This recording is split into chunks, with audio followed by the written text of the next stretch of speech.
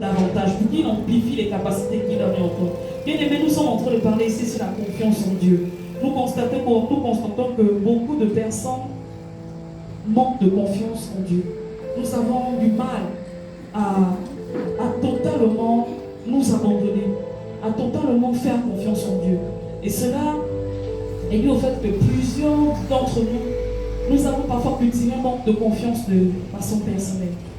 Nous avons cultivé des blessures qui font en sorte que parfois on peut manquer de confiance en nous-mêmes. Et en même temps, c'est difficile pour nous d'avoir confiance en Dieu.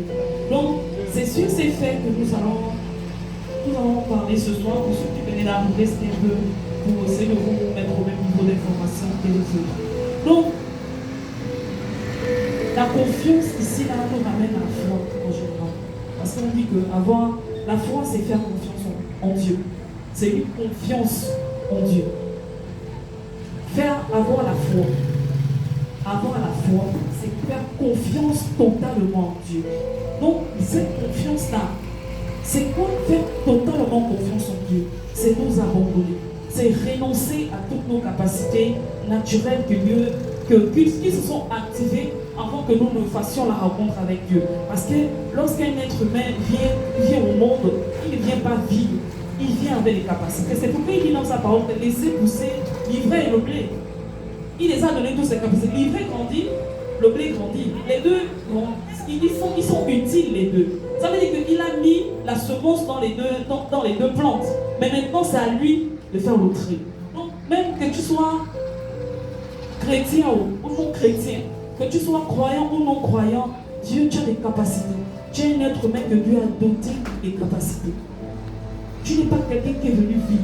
Et certaines de tes capacités se sont enclenchées de façon naturelle, avec tes connaissances, avec ta façon de faire les choses. Mais c'est une infime partie des capacités que Dieu t'a données. En faisant la rencontre avec Dieu, ça c'est amplifié. Tu développes beaucoup plus les capacités. Donc nous devons faire confiance en Dieu. Nous devons faire totalement confiance en Dieu. Donc faire confiance en Dieu, c'est décider. Faire confiance en Dieu, c'est aller au-delà de nos réalités. Alléluia. Faire confiance en Dieu, c'est regarder au-delà de nos réalités. Quelles sont ces réalités que nous vivons? Les réalités que nous vivons, c'est parfois l'échec. Les réalités que nous vivons, c'est le manque d'argent. Les réalités que nous vivons, c'est l'enfantement pour les femmes. Les réalités que nous vivons, c'est le foyer. Il y a des femmes qui désirent entrer dans le mariage, qui veulent se marier. Il y a des gens qui désirent avoir de l'argent lorsque la fin de mois arrive. Je suis mon Seigneur, qu'est-ce que je vais faire? Comment je vais faire pour payer mon loyer? Comment je vais faire? Tu es embêté. Les réalités que nous voyons au quotidien, c'est les résultats scolaires. Ça, c'est une réalité parce que lorsqu'on te demande d'étudier, tu n'as pas étudié. Mais la réalité, là, c'est que tu n'as pas la demande et tu n'iras pas en classe supérieure. Ça, c'est une réalité. Alléluia. Elles sont nombreuses. La réalité, c'est la santé. Parce que lorsque tu te sens malade, la réalité, c'est que physiquement, quand tu te regardes au miroir, tu vois que tu dépéris, tu vois que tu maigris. Ça, c'est une réalité qui est là. Mais le Seigneur nous dit ici là, que faire confiance en Dieu, c'est regarder au-delà de nos réalités. Alléluia. C'est regarder au-delà de nos réalités. Au-delà de ton manque d'argent, au-delà de la maladie qui te perturbe, au-delà du désir de se marier, au-delà du désir de se mettre en relation, au-delà des déceptions amoureuses que nous pouvons rencontrer au quotidien, au-delà du rabaissement parce que nous sommes victimes parfois du rabaissement. Quelqu'un te parle avec mépris, quelqu'un te rabaisse. Ça, c'est ça nos réalités. La réalité, c'est qu'on t'a rabaissé. La réalité, c'est que tu te sens diminué.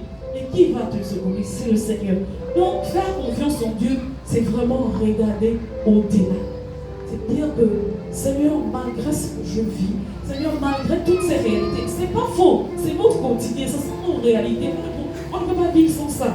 On vit avec au quotidien. Tu te mets debout ici et tu penses que, c'est que si moi je te raconte ma vie là, non, c'est grave.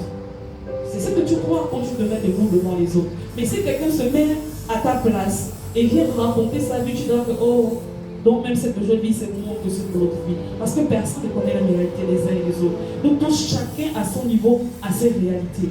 Mais la parole de Dieu te dit que tu dois pouvoir regarder Dieu au-delà de ses réalités. Parce que lui, il est au-dessus de toutes ces choses.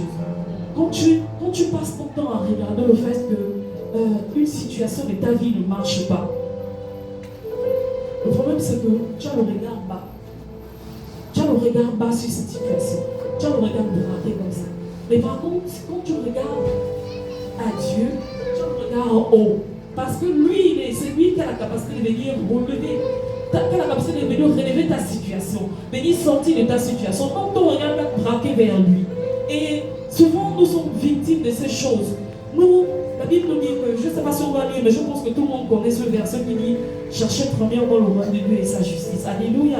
Dans Matthieu 6, au verset 33. Il dit cherchez premièrement le royaume de Dieu et sa justice. Mais qu'est-ce que nous venons faire?